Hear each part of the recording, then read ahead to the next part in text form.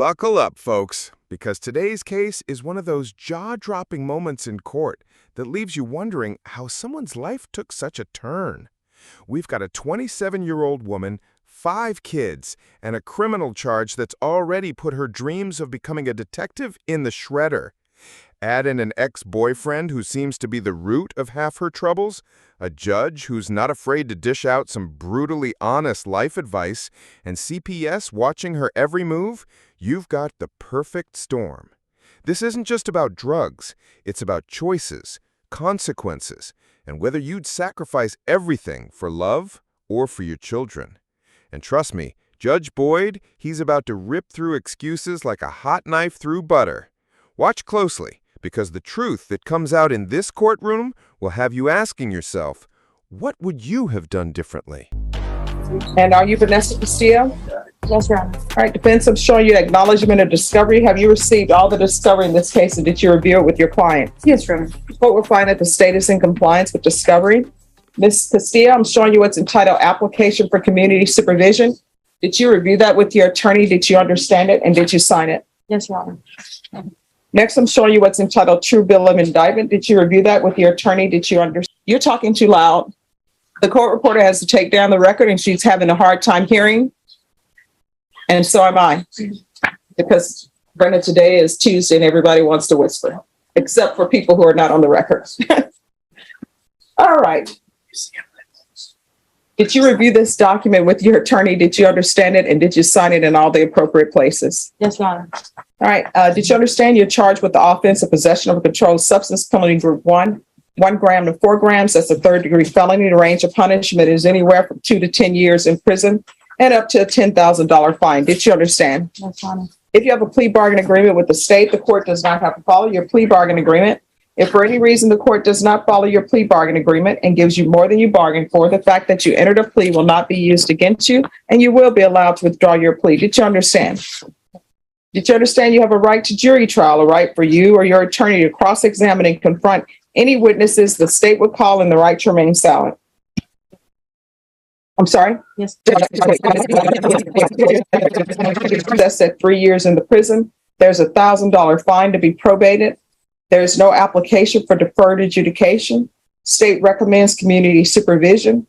They will take into consideration County Court Cause number 688-045, Night Mag number 653-017, and there's $57 restitution to SAPD for drug testing. Did you understand that to be the agreement? 1 minute, 37 seconds later.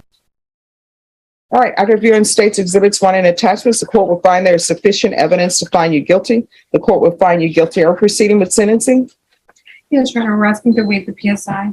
Anything you wish to say on behalf of your client? No, Your Honor. We just hope that the court will honor the plea. 5 kids, ages 14, 10, 7, and 4. And all of them, every single one, are under CPS custody. If you've ever wondered what makes a judge's blood pressure spike, this is it. You can hear the disbelief in Judge Boyd's voice, and it's about to boil over. Here's the thing. When CPS removes children, it's not for minor parenting disagreements. It's because the state believes they're not safe at home. And when the reason is tied to a boyfriend, you can bet the judge is thinking, why is this man worth more than your kids? That question is coming, and it's gonna hit hard. All right, how old are you? 27. And who is this person you were in the vehicle with? What is his relationship to you? He's my ex-boyfriend. Do you have any children? I got 5. What are their ages? 14, 10, 7, 5, and 4. And where are they? They're under CPS custody. Is this the first time you've had interactions with CPS? Yes. All right. Before this happened, were you employed? Yes. What were you I doing? was doing landscaping with my friends. And is this person Javier? Yeah. How far did she go in school? I have my high school diploma. What are you planning on doing with the rest of your life? Going back to school or getting me a good job and staying away from all the shopping. But what do you want to do? Like many times people have dreams. I always wanted to be an attorney. So I just focused on that and that's what I did. Well, So what do you want to do? What do you want to be? Become a detective in homicide. Well, let me just tell you right now, with this case, that's probably eliminated. Yeah. So there are some things that you can't do or that you've made more difficult to obtain based upon this case.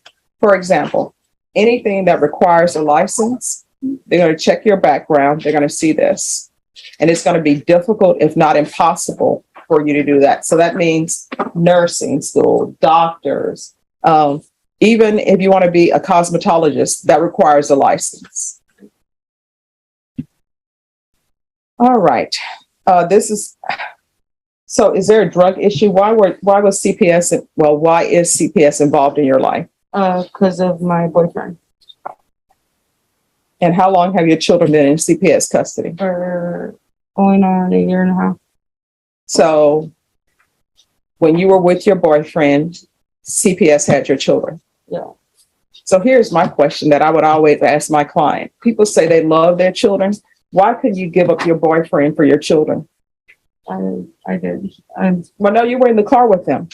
And when CPS took your children, I'm sure they told you that you need to leave this boyfriend alone because obviously there's an issue. If somebody needs a screwdriver to turn off a vehicle, that means that the vehicle is probably stolen.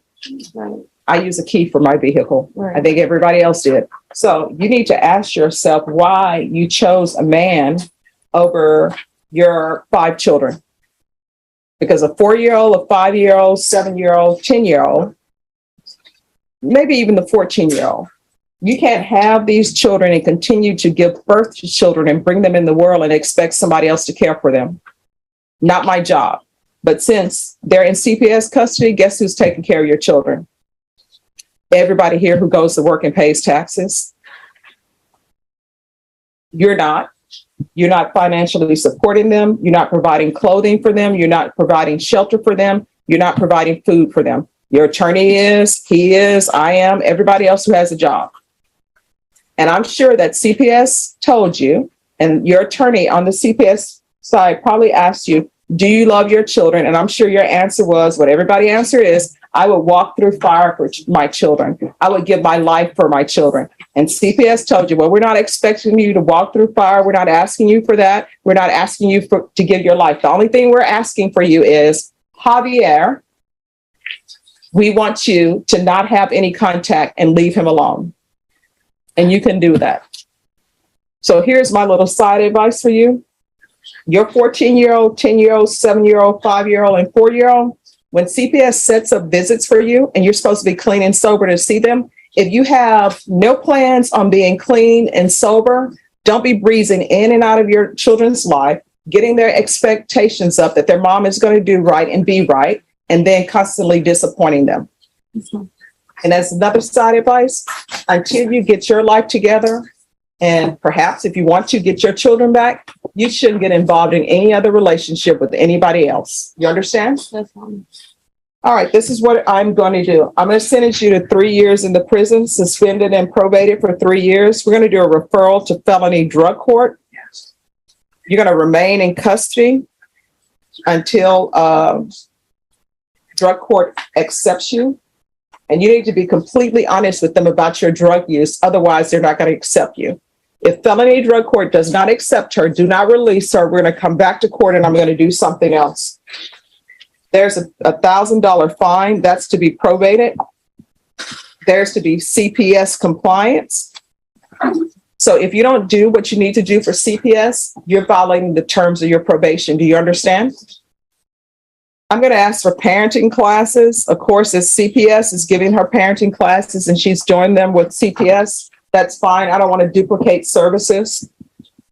Take in consideration county court cause number 688045, night mag number 653017.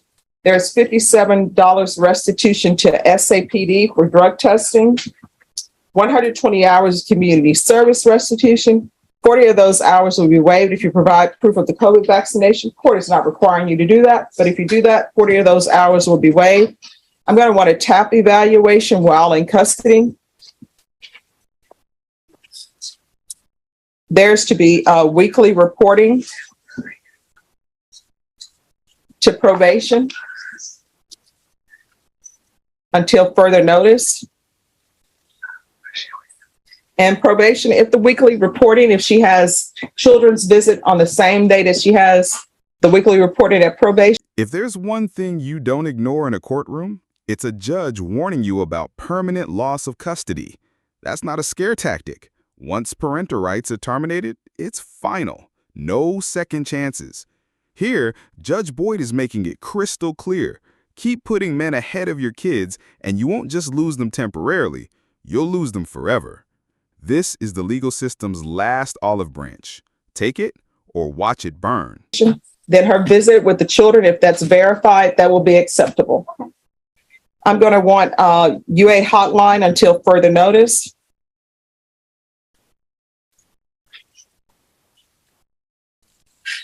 And if she successfully completes CPS requirements, then we can waive the remaining of the community service hours.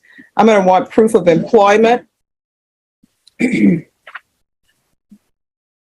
within 30 days of release. There's to be no employment as a home health care provider or with minors. And there's to be no contact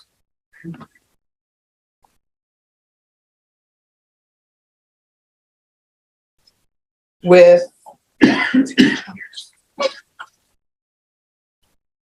Javier Jimenez Zaragoza. And if I could make it so that you could have no contact with any adult male that is not a relative, I would, but I'm not allowed to do that. And if I could say you're not allowed to have any relationships, intimate relationships with anyone, I would order that, but I can't do that. But you had better start putting your children first. Otherwise, you're going to lose custody of them permanently. Do you understand? All right, probation. Is there anything else that she needs? You mentioned field visit. Thank you. I'm going to want field visits. Tell probation, I'm sorry, but it needs to be 3 times a month.